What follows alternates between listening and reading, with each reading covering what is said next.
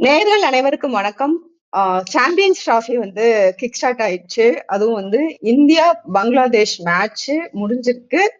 அதுல வந்து இந்தியா ஜெயிச்சிருக்கு அப்படிங்கிறதுல எந்த மாற்று கருத்து இல்லைன்னா கூட நம்ம ரொம்ப ஈஸியா அவங்க ஜெயிப்பாங்க, அது லெஃப்ட் ஹேண்ட்ல ஈஸியா ஜெயிச்சுட்டு போற மேட்ச்னு நினைச்சோம். ஆனா அது இல்ல, அப்படிலாம் எங்களை வந்து சாதாரண எடை போட்டுறாதீங்க அப்படின்னு பங்களாதேஷ் ஒரு ஸ்ட்ராங்கஸ்ட் மெசேஜ் கொடுத்திருக்காங்க.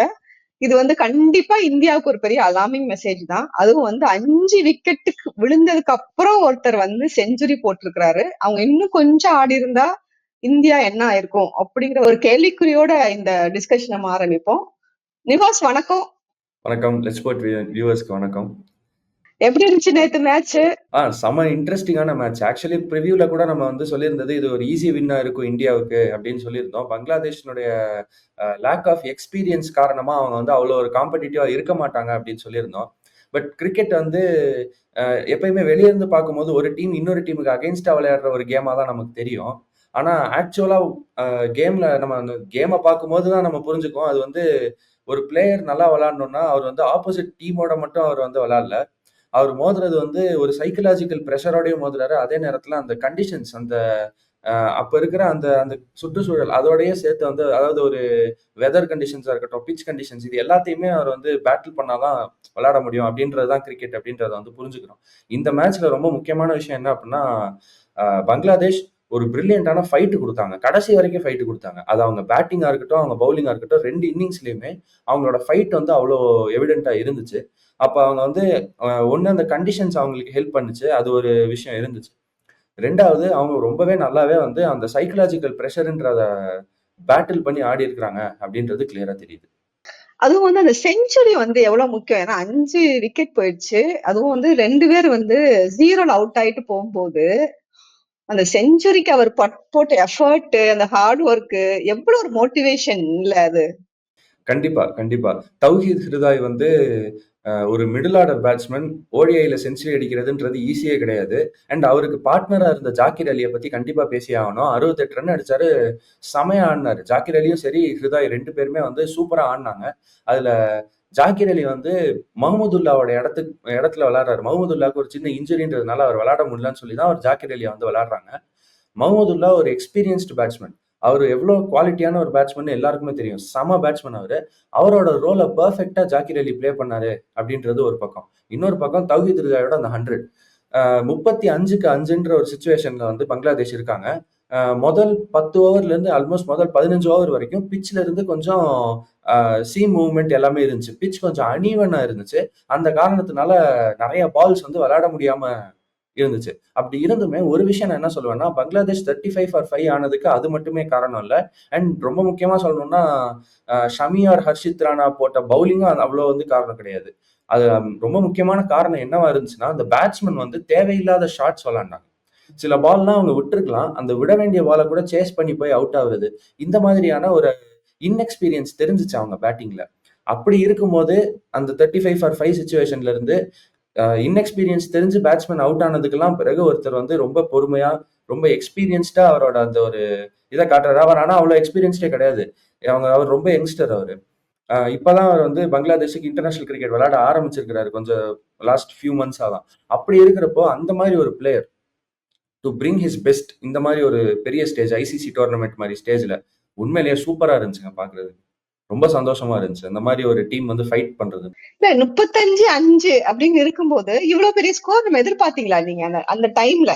இப்ப நம்ம பேசுறோம் அந்த டைம்ல 35-5ங்கும் போது இந்த அளவுக்கு ஒரு ஸ்கோர் பண்ணுவாங்கன்னு எதிர்பார்த்தோமா? இல்ல, நான் வந்து 2 டிஜிட்லயே முடிஞ்சிரும்னு நான் நினைச்சேன். ஏன்னா 35க்கு 5ன்னு இருக்கிறப்போ அங்கிருந்து வந்து நம்ம அதுவும் விக்கெட்ஸ் விழுந்துகிட்டே இருந்த ஒரு கட்டத்துல அக்ஷர் பட்டேலும் உள்ள வந்தாரு. 2 விக்கெட் எடுத்தாரு. ஆன ஹேட்ரிக் இருந்தாரு. அந்த கேட்சை வந்து ரோஹித் சர்மா டிராப் பண்ணாரு. அந்த மாதிரி சில விஷயங்கள் நடந்துச்சு. எப்படின்னா ஜாக்கிர் அலியோட கேட்சை ரோஹித் சர்மா டிராப் பண்ணாரு. சில ஓவர்களுக்கு பிறகு ஹர்திக் பாண்டியா ஒரு கேட்சை டிராப் பண்ணாரு. நம்ம செஞ்சுரி அடிச்ச தௌஹித் ஹிருதாயோட கேட்சை வந்து ஹர்திக் பாண்டியா டிராப் பண்ணாரு. இந்த 2 கேட்சை பிடிச்சிருந்தா கண்டிப்பா டபுள் டிஜிட் தான். ஏன்னா அவங்களோட நல்ல பேட்ஸ்மேன் எல்லாருமே அவுட் ஆயிட்டாங்க. அதுக்கப்புறம் இவங்க 2 பேர் தான் ஆடிட்டு இருக்காங்கிறப்ப இவங்க 2 பேர் அவுட் ஆயிருந்தா மேட்ச் முடிஞ்சிருக்கும். ஆனா அந்த நேரத்துல நம்ம கேட்ச் டிராப் பண்ணது ஒண்ணு. இன்னும் வந்து பிட்ச் வந்து பெட்டர் ஆயிருச்சு. போக போக பேட்டிங் ஆடுறதுக்கு பிட்ச் வந்து பெட்டர் ஆயிருச்சு. அந்த நேரத்துல இவங்க 2 பேர் செட் பேட்ஸ்மேனா ஒரு மாதிரி உள்ள இருந்து அந்த செட் ஆயிட்டாங்க. பால் வந்து அவங்க கண்ணுக்கு நல்லா தெரிய ஆரம்பிச்சிருச்சு அப்படின்ற ஸ்டேஜ் வந்ததுக்கு அப்புறம் அவங்க நல்லா நீட்டாவே வந்து ஸ்கோரை வந்து நல்லா புஷ் பண்ணிட்டாங்க அப்படியே தான் சொல்லணும். சோ அப்போ இப்போ இந்த சைடு பார்த்தோம்னா இந்தியா பேட்டிங்ல வந்து அவங்களுக்கு ஒரு அட்வான்டேஜ் கிடைச்சிச்சுன்னு சொல்றீங்க. அந்த பிட்ச் வந்து செட் ஆகி இந்தியாவுக்கு வந்து ஒரு பெரிய அட்வான்டேஜ் ஆயிடுச்சு. கரெக்டா? அப்படி எடுத்துக்கலாமா? ஆமா, முதல் இன்னிங்ஸை கம்பேர் பண்ணும்போது 2வது இன்னிங்ஸ்ல பிட்ச் வந்து கண்டிப்பா பெட்டரா தான் இருந்துச்சு. அதுல டவுட்டே இல்லை. ஆனா அப்படி இருந்துமே அந்த பிட்சினுடைய தன்மையே வந்து ஸ்லோவா இருந்துச்சு அப்படின்ற மாதிரி தான் நேற்று நம்மளால பார்க்க முடிஞ்சிச்சு. அதுல முதல் 10 ஓவர் நம்ம நல்லா விளையாண்டதுக்கு காரணம் பால் நியூவா இருக்கும்போது ஹார்டா இருக்கும். அந்த ஹார்டான பால் வந்து ஈஸியா பேட்டுக்கு வரும். அந்த மாதிரி இருக்கிறப்ப நம்ம பவர் பிளேல நல்லா ரன் அடிச்சோம். 69க்கு 1 இருந்தோம் நம்ம பவர் பிளே முடியறப்ப. ஆனா அதுக்கப்புறம் பால் சாஃப்ட் ஆனதுக்கு அப்புறம், அதாவது ஓல்டு பால் வந்ததுக்கு அப்புறம் வந்து நம்மளால பேட்டிங் அவ்வளவு ஈஸியா ஆட முடியலன்றது வந்து கிளியரா தெரிஞ்சுச்சு. சோ நம்ம இந்தியாவோட பவுலிங் எப்படி இருந்துச்சு? பவுலிங் பெர்ஃபார்மன்ஸ் எப்படி இருந்துச்சு? இந்தியாவுடைய பவுலிங் பெர்ஃபார்மன்ஸ் ரொம்பவே ஆவரேஜ்னு தான் நான் சொல்லுவேன். அதாவது என்னதான் ஷமி வந்து ஒரு 5 விக்கெட் ஹால் 5 விக்கெட் ஹால்ன்றது ஈஸியே கிடையாது. அவர் ஐசிசி டோர்னமெண்ட்ல நிறைய எடுத்திருக்கிறாரு. ஐசிசி டோர்னமெண்ட்டோட இந்தியாவுடைய லீடிங் விக்கெட் டேக்கரா வந்துட்டாரு ஷமி. அதெல்லாம் இருந்தாலுமே அவருடைய பவுலிங் பெர்ஃபார்மன்ஸ்ன்றது நேற்று கொஞ்சம் ஆவரேஜா தான் இருந்துச்சு. ஏன்னா யூஸ்வலா ஷமி வந்து அக்யூரேட்டா போடுவாரு. அந்த லைன் அண்ட் லென்த் போட ஆரம்பிச்சாருன்னா அது அப்படியே போட்டுக்கிட்டே இருப்பாரு. 10 ஓவருக்கும் போட்டுக்கிட்டே இருப்பாரு. ஆனா இந்த மேட்ச்ல வந்து அந்த மாதிரி இல்ல. சில பால்ஸ் வைடரா போச்சு, சில பால்ஸ் வந்து ஃபுல்லா விழுந்துச்சு, சிலது கொஞ்சம் ஷார்ட்டா விழுந்துச்சுன்ற மாதிரி அந்த ஒரு அக்யூரசி வந்து அவர்கிட்ட இன்னும் வரல அப்படின்றதான் பார்க்க முடியுது. மேபி அது அவர் இன்ஜுரியில இருந்து திரும்ப வர்ற காரணமா இருக்கலாம். அண்ட் ஹர்ஷித் ராணா அகைன் ரொம்ப ஆவரேஜா இருந்தாரு. ஒரு விஷயம் நம்மளால புரிஞ்சுக்க முடியுது என்னன்னா, துபாயினுடைய கண்டிஷன்ஸ் வந்து ஒரு பேசர் ஆவரேஜா போட்டா கூட விக்கெட்ஸ் கொடுக்கும் அப்படின்றத வந்து நம்மளால தெரிஞ்சுக்க முடியுது. ஆனா 2 பேருமே ரொம்பவே ஆவரேஜ் தான். மேபி அடுத்த மேட்ச் வந்து ஒரு ஹர்ஷ்தீப் சிங் அவரை ட்ரை பண்ணலாம் அப்படின்ற ஒரு தாட் வந்து கண்டிப்பா வருது. அதே மாதிரி ஸ்பின்னர்ஸ் பார்த்தீங்கன்னா, அக்சர் பட்டேலை தவிர வேற யாருமே விக்கெட்டே எடுக்கல. அக்சர் பட்டேலுக்கு 2 விக்கெட் விழுந்துச்சு. அத வந்து சூப்பரா யூஸ் பண்ணி அதாவது அந்த ஹேட்ரிக்கோட அந்த 2 விக்கெட் அத அவர் நல்லா சூப்பரா யூஸ் பண்ணி இது பண்ணாரு.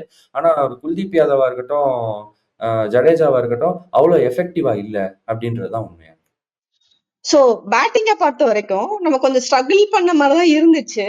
ஏன்னா நம்ம ஆக்சுவலா ரொம்ப ஈஸியா வின் பண்ணுவாங்க நம்ம நினைச்சது கொஞ்சம் ஸ்ட்ரகிள் பண்ணாங்க. சுபம்கில் இல்லைன்னா ரொம்ப கஷ்டம் அப்படிங்கிற மாதிரிதான் இருந்துச்சு. அவர் நேத்து அவரோட செஞ்சுரி வந்து ரொம்ப ரொம்ப முக்கியமான ஒரு செஞ்சுரி. ரொம்ப யங்ஸ்டரா இருந்து இவ்வளவு சாதிச்சிருக்காரு. அதை பத்தி நீங்க என்ன நினைக்கிறீங்க? கண்டிப்பாவே ரொம்ப முக்கியமான செஞ்சுரி. இதுல என்ன அப்படின்னா நம்ம ரோஹித் சர்மாவுக்கு பெரிய கிரெடிட் கொடுத்தே ஆகணும். 41 ரன் அடிச்சாரு. அதை வந்து அந்த பவர் பிளேக்குள்ளேயே அடிச்சிட்டாரு. முதல் 10 ஓவருக்குள்ளேயே அடிச்சிட்டாரு. நம்ம இந்த சீரீஸ்ல 2 மேட்ச் முடிஞ்சிருக்கு. இந்த 2 மேட்ச்ல 4 இன்னிங்ஸ்லயும் ஒரு ட்ரெண்டை வந்து நம்மளால பார்க்க முடியுது. இந்த 4 இன்னிங்ஸ்ல அதாவது 2 மேட்ச்லயும் எந்த இன்னிங்ஸ்ல பவர் பிளே எந்த டீம் வந்து அதிகமா ரன் ஸ்கோர் பண்ணியிருக்காங்களோ அவங்க வந்து மேட்ச் ஜெயிச்சிருக்காங்க அப்படின்ற மாதிரி தான் நடந்திருக்கு. இப்போ முதல் மேட்ச் எடுத்தோம்னா நியூசிலாந்து வந்து பவர் பிளேல நிறைய ரன் அடிச்சாங்க. பாகிஸ்தான் வந்து ரொம்பவே மோசமா விளையாண்டாங்க அப்படின்ற மாதிரி இருந்துச்சு. பாகிஸ்தான் வெறும் 22 ரன் தான் முதல் 10 ஓவர்ல எடுத்திருந்தாங்க. ஆனா 2வது மேட்ச் மீன் அதனால வந்து பாகிஸ்தான் தோல்வி அடைஞ்சாங்கன்னு நம்ம வந்து புரிஞ்சுக்கலாம். நம்ம வந்து பவர் பிளேல நேற்று வந்து 69க்கு 1 அப்படின்ற ஒரு சுச்சுவேஷன்ல ரொம்ப ஸ்ட்ராங்கா ஃபினிஷ் பண்ணோம். அதுக்கு வந்து முழுக்க முழுக்க கிரெடிட் வந்து நம்ம ரோஹித் சர்மாக்கு தான் கொடுக்கணும். 41 ரன் அடிச்சார் அந்த பவர் பிளேல. அண்ட் சுப்மன் கிலுமே வந்து அந்த பவர் பிளேலயே கொஞ்சம் ரன் ஸ்கோர் பண்ணி வச்சுக்கிட்டாரு. இந்த டோர்னமெண்ட் ஃபுல்லா நம்ம ஒரு ட்ரெண்டை பார்க்க முடியுது. முதல் மேட்ச்ல வந்து அதாவது பாகிஸ்தான் வர்சஸ் நியூசிலாந்து அந்த மேட்ச்ல நியூசிலாந்து வந்து பவர் பிளேல நிறைய ரன் எடுக்கிறாங்க. ஒரு வில் யங், டெவான் கான்வே அவங்கலாம் ஸ்டார்ட் பண்ணி கொடுக்குறாங்க. பவர் பிளேல வந்து வில் யங் நிறைய நல்லா ஸ்கோர் பண்றாரு. அதே நேரத்துல செகண்ட் இன்னிங்ஸ்ல வந்து பாகிஸ்தான் ரொம்ப மோசமா விளையாடுறாங்க. பவர் பிளேல வெறும் 22 ரன் தான் முதல் 10 ஓவர்ல எடுக்கிறாங்க. இன்னைக்கு பங்களாதேஷ் வந்து பவர் பிளே முடியும் போது 39க்கு 5ன்னு சொல்லி அவங்களுமே பாகிஸ்தானை விட பெட்டரா ஆடிடுறாங்க. ஆனாலும் 5 விக்கெட் அவங்க வந்து விட்டுறாங்க அப்படின்ற சுச்சுவேஷன்ல இருக்காங்க. நம்ம விளையாடும் போது 69 ஃபார் 1 அப்படின்னு சொல்லி ஸ்ட்ராங்கா ஃபினிஷ் பண்றோம் அந்த பவர் பிளேயர். இந்த 2 மேட்ச்லயுமே பவர் பிளேல அதிக ரன் எடுத்த டீம்ஸ் வந்து ஜெயிச்சிருக்கு. ஸோ அந்த ஒரு ஸ்ட்ராட்டஜி நம்ம கண்டிப்பா ஃபாலோ பண்ணியிருக்கோம். அதாவது பால் வந்து நியூவா இருக்கும் போதே ரன்ஸ் அடிச்சு வச்சுக்கலாம். ஏன்னா போக போக வந்து பிட்ச்ல இருந்து பால் வரமாட்டேங்குது, ரொம்ப ஸ்லோவா இருக்கு அப்படின்ற ஒரு காரணத்தினால. அண்ட் சுப்மன் கில் வந்து அப்படியே அவரோட பேட்டிங்லேயே அந்த பேட்டர்னை ஃபாலோ பண்ணிக்கிட்டாரு. பவர் பிளேல நிறைய ரன் அடிச்சாரு. அதுக்கப்புறம் விக்கெட்ஸ் விழுந்ததுக்கு அப்புறம் கொஞ்சம் வந்து ஸ்லோ டவுன் ஆனாரு அவரே. அது ஒரு நிறுத்தி நிதானமா பார்த்து அந்த சுச்சுவேஷனுக்கு தகுந்த மாதிரி விளையாண்டுட்டு இருந்தாரு. அண்ட் கடைசியில ஆக்சிலரேட்டும் பண்ணாரு. கடைசியில ஆக்சிலரேட் பண்ணி கொஞ்சம் ரன்ஸும் எடுத்து டீமை ஒரு கம்ஃபர்டபுள் சுச்சுவேஷன்ல வச்சாரு. ரொம்ப முக்கியமா ஒரு யங்ஸ்டருக்கு வந்து இது ஒரு செமையான ஒரு ஷோ ஆஃப் ஸ்ட்ரென்த் நான் நினைக்கிறேன். அவரோட மென்டல் ஸ்ட்ரென்த்தை வந்து இது காட்டுது. மொத்த மேட்சுமே, அதாவது மொத்த இன்னிங்ஸுமே நான் நின்று முடிச்சு கொடுப்பேன் அப்படின்ற மாதிரி ஒரு ரெஸ்பான்சிபிலிட்டி எடுத்துட்டு ஆடினது வந்து செமையா இருந்துச்சு பாக்குறதுக்கு. இது வந்து அஹ், கண்டிப்பா ஒரு விராட் கோலி வந்து ஃபார்ம்ல இருக்கும்போது ஆடிட்டு இருந்த அந்த ஒரு ஸ்டைல் ஆஃப் இன்னிங்ஸ், அதாவது ஒரு 2018-19 அந்த டைம்ல ஈவன் போன ஓடிஐ வேர்ல்டு கப்ல கூட வந்து இந்த மாதிரியான இன்னிங்ஸ் வந்து விராட் கோலி ஆடிட்டு இருந்தாரு.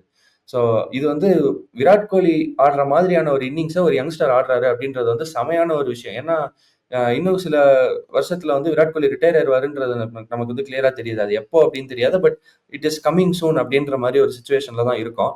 அப்போ விராட் கோலி ரிட்டையர் ஆயிட்டாருன்னா அவருக்கு அப்புறம் அந்த ரோலை வந்து ஒரு பேட்ஸ்மேன் பிளே பண்ணணும். அது யாருன்னு நம்ம தேடவே வேணாம் அப்படின்ற ஒரு சுச்சுவேஷனுக்கு வந்துட்டோம். கன்சிஸ்டன்டா ஆடுறாரு. எல்லா மேட்சும் 50க்கு மேல, கடைசி 4 மேட்சுமே 50க்கு மேல அடிச்சிருக்காரு. இந்த மேட்ச்ல ஒரு பிரில்லியண்டான செஞ்சுரி கடைசி வரைக்கும் நின்று ஆடி கொடுக்குறாருன்றது வந்து உண்மையிலேயே வேற லெவல். டெத் பவுலிங்ன்றது வந்து மேபி ஓடிஐல ஒரு 40-50 ஓவர்ஸ், 40-50 நம்ம எடுத்துக்கிட்டோம். கடைசி 10 ஓவர்னு எடுத்துக்கிட்டோம்னா அந்த முதல் 10 ஓவருமே ரொம்ப முக்கியமா இருக்கு. அந்த முதல் 10 ஓவர்ல என்ன விஷயம்னா, பால் நியூவா இருக்கும். ஸோ பவுலர்ஸுக்கு கொஞ்சம் ஸ்விங் கிடைக்கும், ஃபாஸ்ட் பவுலர்ஸுக்கு கொஞ்சம் ஸ்விங் கிடைக்கும். ஆனா அதே நேரத்துல இந்த மாதிரி ஸ்லோ விக்கெட்ஸ்ல பேட்டிங் ஆடுறதுக்கும் கொஞ்சம் ஈஸியா தான் இருக்கும். ஸோ ஒரு பவுலரா இருந்தா அவங்க அந்த ஃபர்ஸ்ட் 10 ஓவர்ஸும் டார்கெட் பண்ண வேண்டியதா இருக்கு. அதே மாதிரி கேப்டனுக்குமே அதே தான். எப்படின்னா அந்த ஃபர்ஸ்ட் 10 ஓவர்ஸுக்கு கரெக்டான பவுலர்ஸுக்கு வந்து ஓவர்ஸ் கொடுக்கணும். அண்ட் லாஸ்ட் 10 ஓவர்ஸுக்கு கரெக்டா மெயின்டைன் பண்ணணும். இன்ஃபேக்ட் நான் என்ன சொல்லுவேன்னா, ஓடிஐ மேட்சஸ் நிறைய மேட்சஸ் வந்து ரீசெண்ட் டைம்ஸ்ல அந்த லாஸ்ட் 10 ஓவர்ஸ் ஃபுல்லாவே கம்ப்ளீட்டே ஆக மாட்டேங்குது. இப்போ நேத்து மேட்ச் எடுத்தா கூட வந்து நம்ம 46.3 ஓவர்ஸ்லயே முடிச்சிட்டோம். நம்ம அந்த கடைசி 10 ஓவர் ஃபுல்லா ஆடவே இல்லை. ஸோ அந்த செகண்ட் இன்னிங்ஸ்ல கடைசி 10 ஓவர்ன்றது மேட்ச் வரவே மாட்டேங்குது அப்படின்றப்ப அந்த power play and power play முடிஞ்சதுக்கு பிறகு இருக்கிற அந்த மிடில் ஓவர் ஃபேஸ், இந்த 2 ஃபேஸ் தான் ரொம்ப முக்கியம். டெத்ல வந்து ரன்ஸ் வருது, கடைசி 10 ஓவர்ல வந்து ரன்ஸ் வருது. ஆனா அந்த ரன்ஸ் வர்றதுனால பெரிய இம்பாக்ட் இருக்க மாட்டேங்குது. இப்ப பாகிஸ்தான் மேட்ச்மே வந்து எப்படின்னா அந்த முதல் 10 ஓவர்லயே அவங்க மேட்சை தோத்துட்டாங்க. வெறும் 22 ரன் மட்டும்தான் முதல் 10 ஓவர்ல அடிச்சதுக்கு அப்புறம் அவங்களால வந்து அதுல இருந்து மீண்டு வரவே முடியல. இன்ஃபேக்ட் அதுல லாஸ்ட் 10 ஓவர்ஸ்ல வந்து குஷ்தில் ஷா சூப்பரா ஆடினாரு அவங்களோட பேட்டிங் அப்ப லாஸ்ட் 10 ஓவர்ஸ்ல. ஆனா அவர் அவ்வளவு நல்லா ஆடியுமே வந்து அவங்க வந்து அவ்வளவு நல்லா ஆடியுமே அவங்களால ஜெயிக்க முடியல அப்படின்ற ஒரு சுச்சுவேஷன் வந்து ஏற்படுது. ஸோ அந்த லாஸ்ட் 10 ஓவர்ஸை விட அந்த ஃபர்ஸ்ட் 10 ஓவர்ஸ் இன்னும் அதிக இம்பார்ட்டன்ஸ் இருக்கு அப்படின்ற மாதிரி தான் நான் பாக்குறேன்.